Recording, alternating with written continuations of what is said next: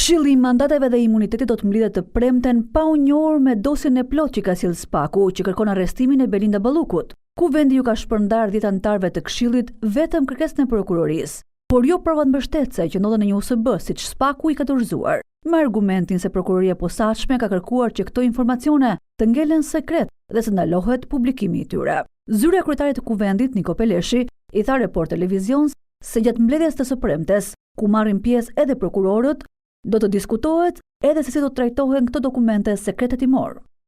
Materiali me karakter sekret hetimor ndodhet në kasafortën e specialistit të protokollit për dokumentacionin e klasifikuar. Kjo çështje dhe mënyra e njohjes me këtë informacion do të diskutohen në mbledhjen e Këshillit për Rregulloren, Mandatet dhe Imunitetin në prani të prokurorit të Spakut. Edhe pse Peleshi thotë se ka zbatuar rregulloren e Kuvendit dhe urdhrin e prokurorit, këto veprime vijnë në pikpyetje, për sa kohë rregulloria e Parlamentit ka këtë parashikim.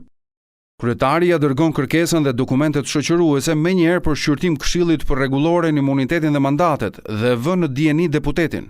Gëzmen Bardhi dhe më pas Sali Berisha e akuzuan Ramën se po fsheh prova që implikojnë vetë kryeministrin.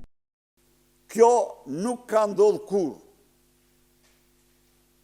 Nuk ja u jep, sepse provat kanë gjëra të llahtarshme, të cilat e bën Lubin, e tregojnë Lubin thjesht një shërbëtore të Edi Ramës. Të premten do të mbahet seanca e parë për Ballukun në Këshillin e Mandateve.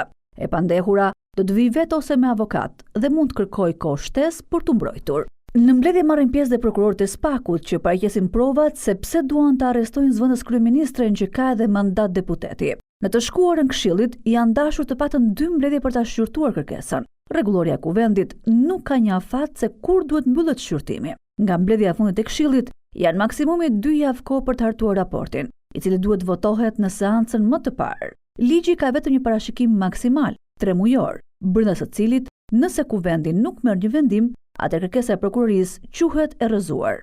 Socialistët nuk kanë bërë asnjë koment për çështjen, veç reagimit të parë nga vetë Edi Rama, që premtoi një vendim të qartë dhe të denjë, ndërsa ish deputeti Petro Koçi është i vetmi socialist që publikisht ja kërkuar dorëheqjen Belinda Ballukut.